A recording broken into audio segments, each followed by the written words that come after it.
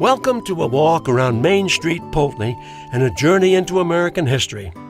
I'm Willem Lang, and I'll be your guide on a tour that explores one town's connections with American history.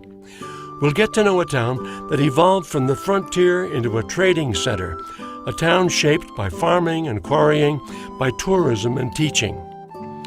More than 3/4 of the buildings in this historic district are considered historically intact. They've stood through the eras that define this town. And each era brought a new wave of immigrants who mixed their home culture with the community already here.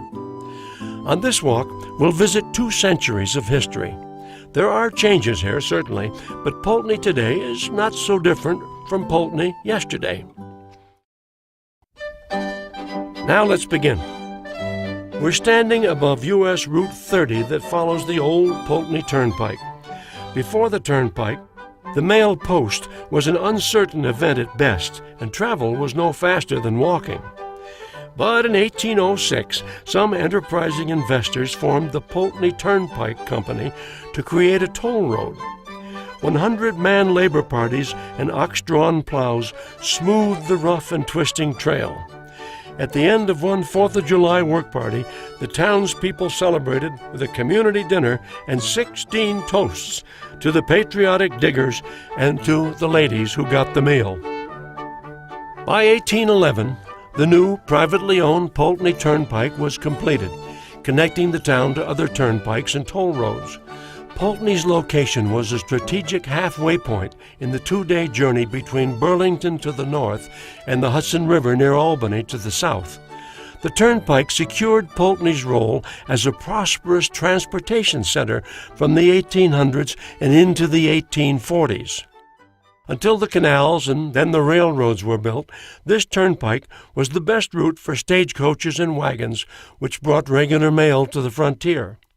Local farmers could transport their produce to markets in Albany. Cattle prodders, herding their stock to the markets of Boston, would pause here for the night. This commerce would bring competition between the townspeople of this village, once called West Poultney and known as a small milling hamlet, and the more prosperous East Poultney.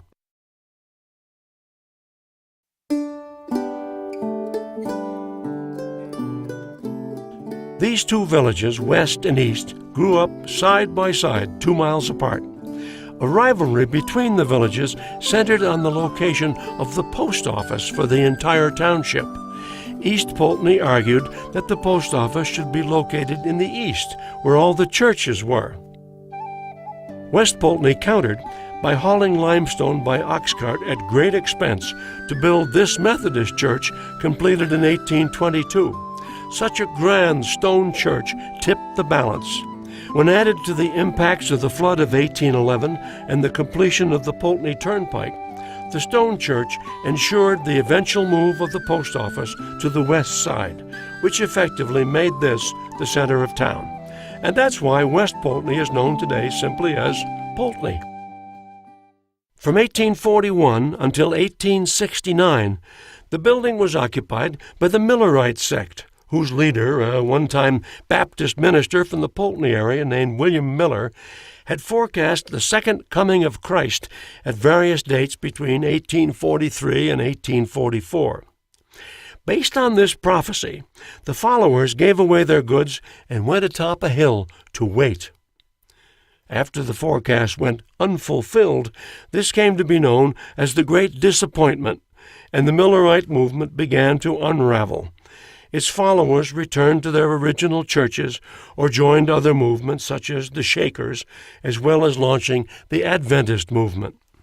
In 1869, the Masonic Society purchased the stone church and occupied it for over a century. They added the Greek Revival portico with Doric columns sometime after 1918. Before a road cut was bulldozed around 1935, this part of Main Street was far steeper, a perfect place to sled. As Ed Lewis and Doc Williams remember, we used to start on Stone Church Hill there. Yep. And slide. It was a lot steeper then, right in front of the Masonic Temple, in front and slide down the main street. We'd go sliding after supper. We'd slide all evening, and there was only one car an hour. This imposing Greek Revival-style home offers architectural proof of the wealth that migrated as commerce and industry shifted from east to west Poultney. Industrialist Henry Ruggles built this house in 1845 to be near the water-powered machine shop and foundry that he had purchased from Henry Stanley, where the famous Stanley stoves were fabricated. Ruggles, of course, renamed the business the Ruggles Foundry. The house has an unusual configuration, an entrance porch with 2 fluted Doric columns. It has a spiral staircase, and over 100 cast iron rosettes surround the paneled windows in the entrance hall. The red slate chimney, a covered entrance known as a porte cochere, and the rear wing were added in the 20th century. Poultney was the halfway point on the turnpike and proved to be a welcome break in a long journey where passengers could rest overnight. As early as 1800, an inn and tavern operated here. In 1824, Joel Beeman built this current building as a stage station along the route of the old turnpike, serving travelers through most of the 19th century. Stagecoaches stopped here to change horses. The 3-stall barn behind the house served as the stables. At its peak, the hotel accommodated about 30 guests. After canals and railroads replaced stagecoaches, Beeman's Hotel became primarily an inn. The practical nature of housing guests led to periodic remodelings of the hotel, with many design errors apparent in this single building.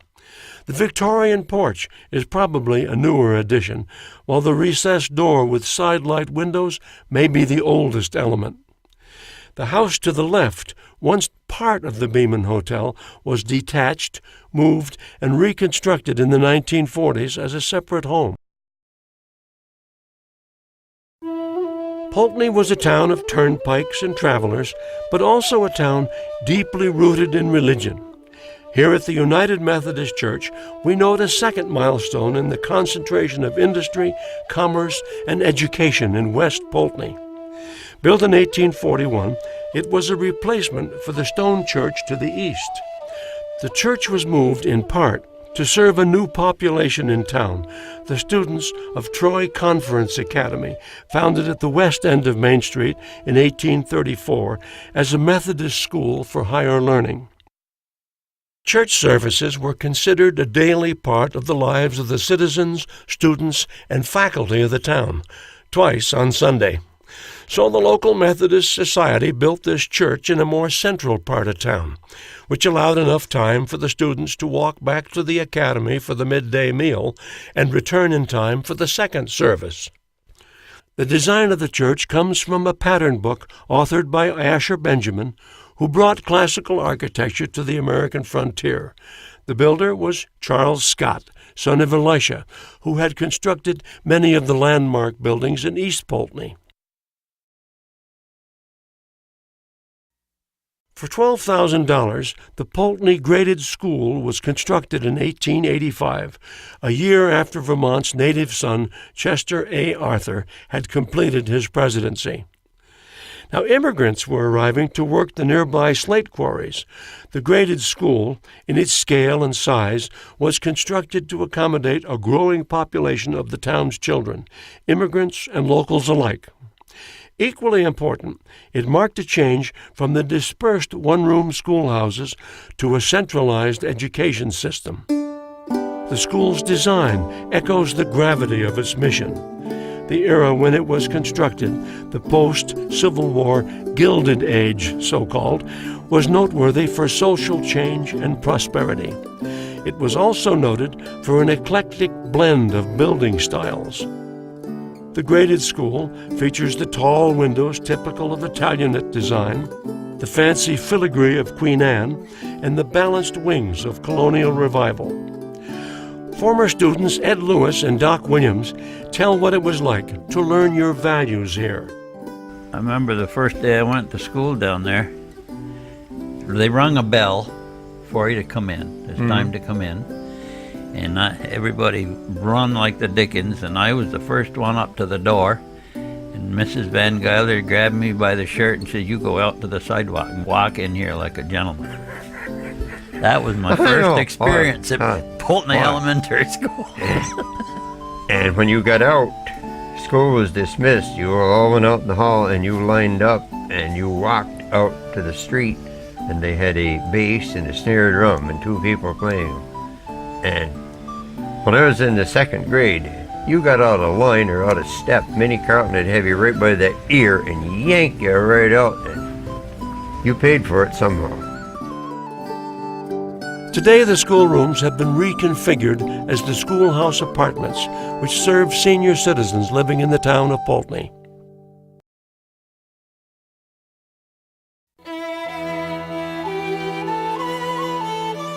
Reacting to the shift in population and prestige, religious congregations in the East Village moved to join the Methodists in the West Village.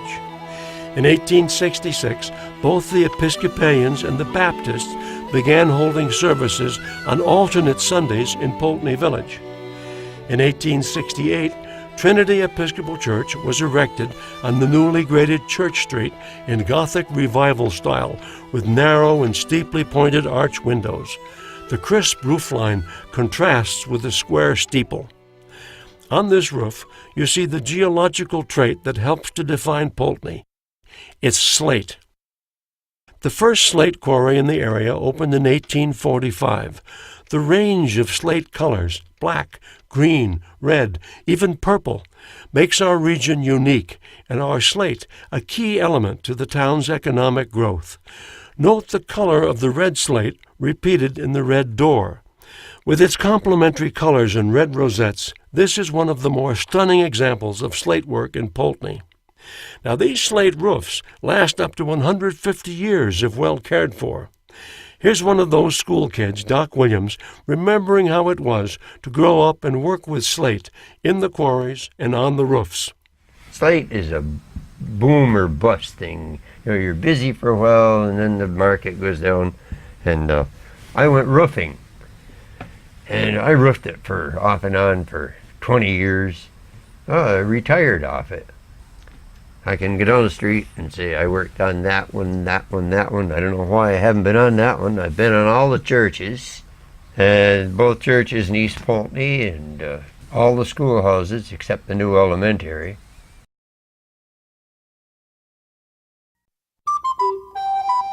This quiet, grassy trail next to the old depot buildings was once the site of bustling commerce along the railroad that ran from Rutland to Poultney to Albany and on to New York City.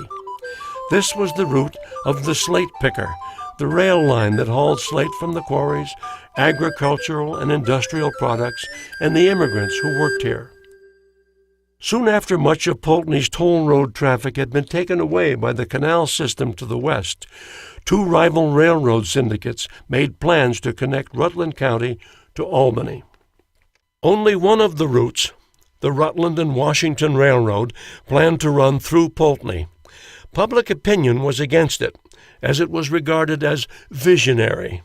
There was even a rumor that to bolster support, the proponents collected signatures from convicts and from soldiers serving in the Mexican War. The tracks reached Poultney in 1851 at a cost of $1 million, and the arrival of train service cemented the ascendancy of West Poultney over East.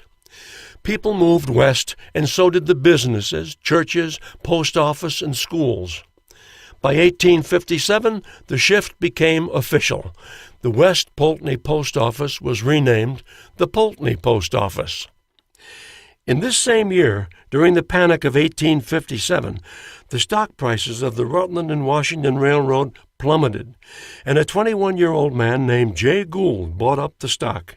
He inflated its value and sold out in a year, beginning a pattern that would make him one of the richest and most infamous robber barons of the era. But the greed, growth, and speed of daily living were beginning to concern some people. As a writer in the Rutland Herald noted, Now we are scarcely satisfied with 30 miles per hour in those flying machines called railroad locomotives. We begin already to talk of 100 miles per hour. Soon we'll outstrip time herself and get there before we leave. The speed increased and the growth continued. In 1868, the wooden depot was built to handle freight and passengers. Its thick jigsawed braces supported the broad boxed eaves, offering protection against the weather. In 1917, this entire wooden depot was moved back from the street to make room for the new brick depot, which served a line incorporated with the Delaware and Hudson Railroad. Sylvia and Newman Williams, long-time Poultney residents, said that in the early years of the century, it was the place to be. Everybody went down to the railroad tracks to watch the train come in, to see what was going on. That was the height of the day, was to see them coming into Poultney on the train. It was just a tradition, just to watch the world arrive.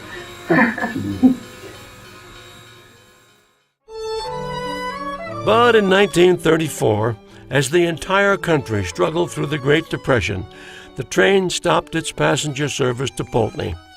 The nationwide halt and building crippled the local slate industry. Together, these economic blows slowed the pace of new construction and help explain why Poultney today retains so many historic buildings. After its service as a train station ended, the brick depot was converted for use as a restaurant, and after the tracks were removed, the former rail line became a rail trail, used for year-round recreation.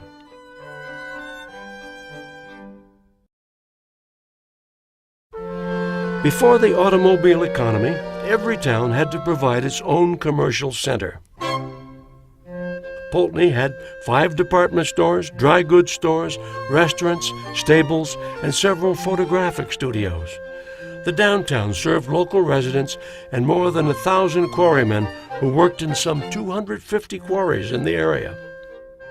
The Humphrey Block, also known as the Journal Press Building, was built in 1904 in a neoclassical revival style, presenting a sense of strength and stature that typified buildings of the Gilded Age. It features pressed metal ceilings, and the cement and concrete blocks were also pressed on-site from scratch. This building is the longtime home of printing businesses, including the old newspaper, the Poultney Journal. The advertisements in the paper might tempt you to spend your wages on a range of goods: oysters, potatoes, sirloin and porterhouse steak, silk and brocades. Here you could find the variety and competitive prices unavailable from the company store run by the quarry. At one time or another, this building housed a bowling alley, a community center, a dry goods store, barber shop, pool hall, saloon, and the U.S. Post Office. Customers arrived on the electric-powered Poultney Castleton trolley, which had a turnaround stop just out front. Downtown owed its bustle to the industries and quarries, which in turn depended on local and immigrant workers. Workers from slate quarries in Wales launched the first wave of immigration in 1850. The Welsh were soon joined by subsequent waves of immigrants, skilled quarrymen or miners from Poland, Austria, Czechoslovakia, Yugoslavia, Italy, Ireland, Hungary, and Canada. This immigration continued through the 1890s and into the early 1900s. Sylvia Williams, co-founder of the hardware store with her husband Newman, remembered the Welsh influence in Poultney. Saturday night was live in Poultney then. All the stores were open, and all the farmers and everybody, they came to town on Saturday night. And you would walk down the street in those days. A good portion of the people were speaking Welsh. It's a Welsh community, but now you'd never hear it. But in those days, you did, because everybody was out, and quarrymen would come in, and the farmers would come in, and it was a fun night. It really was.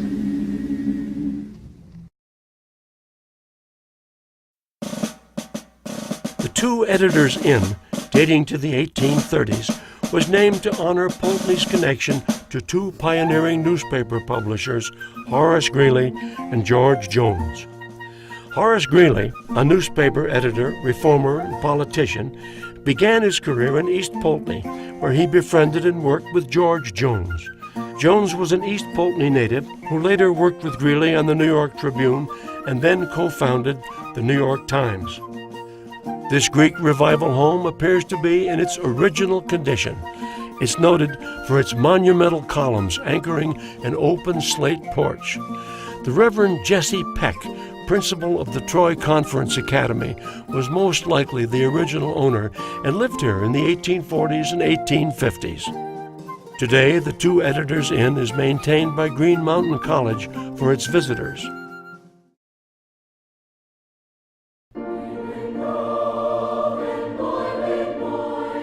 Green Mountain College sits on 155 acres, framing the far west end of Poultney Village and continuing the town's long heritage as a home for education.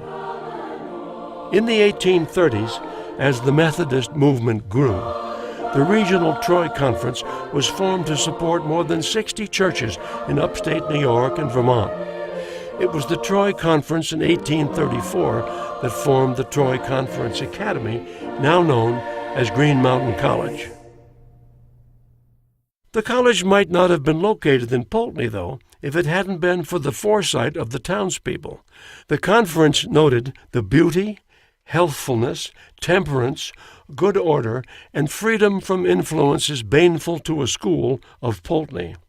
But the gift of some $6,000 from the townspeople clinched the deal. In 1863, the school's name changed to Ripley Female College, in part due to a lack of male students who were fighting in what the locals at the time called the War of 1861. The college became a leader in the women's educational movement and was the first college in Vermont to graduate a woman.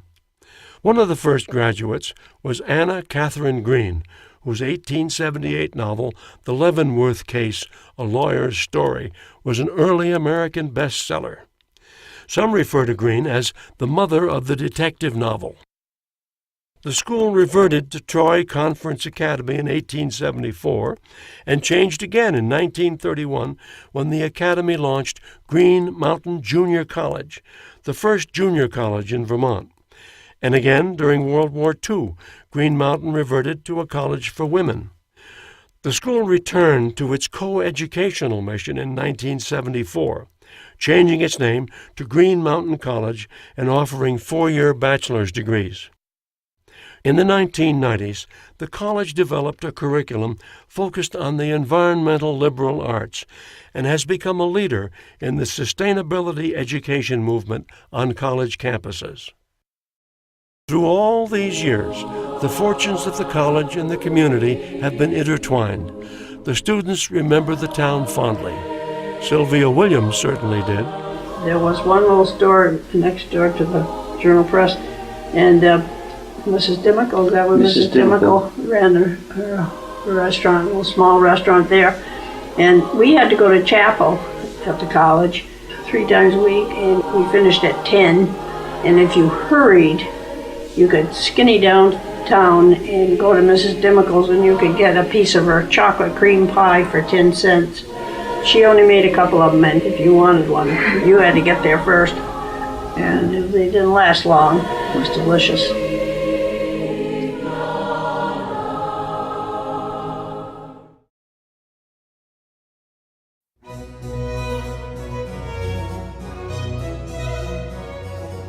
The Bentley House and the Richardson House across the street on the college campus are characteristic of the Victorian homes built by Poultney's new wealth, created by the mercantilism that served the immigrants working in the slate quarries.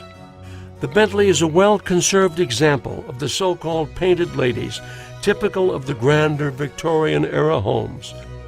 Gaudy, colorful, and irregular describe the Queen Anne style, and the Bentley House includes many of the typical features, an asymmetrical design with an offset tower.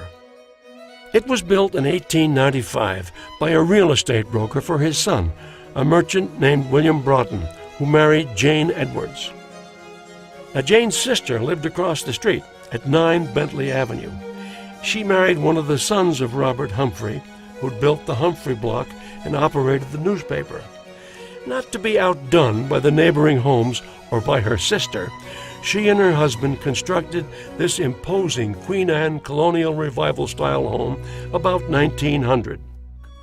Note the decorative qualities and intricate design of these Queen Anne homes, more evidence of a wealth earned from the town's unique blend of resources and commerce.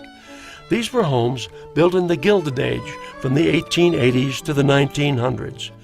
Note the unpredictable window spacing, the various and ornate colors, and woodwork that features turned columns and geometric patterns made possible in part by the introduction of machine lathes.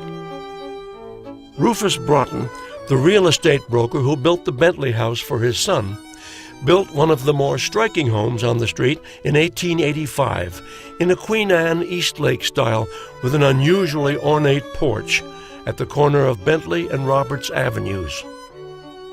Peek down Roberts Avenue and note the roof on the second house, a striking multicolored slate roof. The stone building that now houses the Poultney Public Library was built in 1910 as home to the Citizens National Bank, which closed during the Depression. Its neoclassical revival style features rusticated marble, which creates a bold appearance with deep joints and shadow lines. Over 2 centuries of operation, the town's libraries have had many homes, starting in East Poultney in 1790. Later, a library was housed across the street at Mrs. James Farnham's house, and then moved to the old town hall in 1900. During the period the library was in town hall, the Red Cross set up emergency rooms in 1918, most likely for the Spanish flu epidemic. At one time, the library's Board of Trustees approved a nursery school there on the condition that a 3-foot wall separated the children from library patrons. When the Puritan Dress Company asked to use the entire town hall first floor, another location had to be found for the library. It moved here in 1957. Because of the smaller space, the library had to dispose of over 7,000 books and some unique collections, including a display of birds from 1915, now part of the Poultney Historical Society's collections in East Poultney. This building is named in honor of a former owner, Thankful Mears, the daughter of Solon Sherman, who operated the grist mill behind the house. Her grandfather, Olcott, a harness maker, moved from East to West Poultney in 1835, and it's likely he built this house shortly thereafter. Built around 1840, this brick Greek Revival house has a lovely curved stairway in the entrance hall. At the turn of the last century, Harry Sherman operated the feed and grain business in the mill house behind this building. His wife Alice had a photographic studio next door, which she reached by a tunnel under the drive, avoiding the winter snow. The next stop is 2 buildings down, a solid all-brick building. The building dates back to the early 1800s, when the town was just being settled. In the mid-1800s, this building served as an office to a successful town doctor. After his retirement, a young couple used the building for a barber shop. As with many buildings in town, this was built in stages. The second floor was added later, as evidenced by 2-colored brickwork and the late-era Victorian trim on the cornices. By the turn of the 20th century, those who'd arrived as immigrants 50 years earlier to work in the slate quarries had been assimilated. By now, they'd built fine houses, and their children and grandchildren were working in the trades and professions. The earliest and largest of these immigrant groups, the Welsh, built this Welsh Presbyterian church in 1901. Sheathed in multicolored slate and sitting on a quarry stone foundation, this church reflects the work and the spirit of its parishioners. It features straight and uplifting Gothic structures contrasted with such Queen Anne filigree as fish scale and diamond shingles. In the 1920s and 30s, this church sponsored the Welsh Male Chorus, whose singers performed nationally. Today, it's the last surviving Welsh church in Vermont.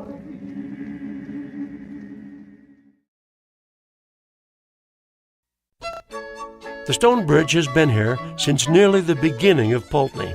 Like the town itself, this house has seen many changes and survived times of prosperity and hardship. The stone bridge took its name from the stone bridge that crosses the nearby creek. The original house was built in 1808 by one of Poultney's first settlers, Thomas Ashley, for his daughter. He constructed a Federal-style residence that forms the central part of what is now the stone bridge. The stone bridge has had many owners, many uses, and many remodels. Its owners both reflected and shaped the town's changing fortunes. In 1840, financier and politician Merritt Clark purchased the home and added the two wings and a Greek Revival front. Here he opened the first bank of Poultney in the west wing. The bank vault was in the cellar of this wing, where the foundation walls are 5 feet thick. Clark was credited with saving the Troy Conference Academy in 1848 by refinancing its debt. In 1901, the stone bridge became the property of F.W. Barrett, owner of the area's largest department store. In 1952, Dr. and Mrs. E.J. Swinyer bought the home. The doctor had his offices in the East Wing and practiced until his retirement in 1983. Quite a few Poultney residents still remember their visits to the doctor's office. The building was opened to the public the following year as the Stonebridge Inn, a bed and breakfast. Fire nearly destroyed the stone bridge in 1996. Afterward, the town of Poultney raised over $800,000 in grants and donations to restore the building to its original grandeur. It's now home to a variety of community service organizations, including the Poultney Visitor Center, and it's often open for an informal tour. Finally, we invite you to follow the other tours in this series, East Poultney and the Poultney Driving Tour. Together, these audio tours explore the Poultney area, a region that embodies the history of small towns in America.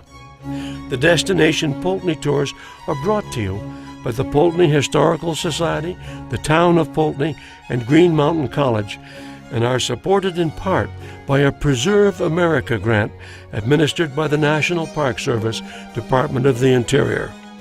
For more information on the audio tours and other attractions, drop by the Poultney Visitors Center at the Stone Bridge.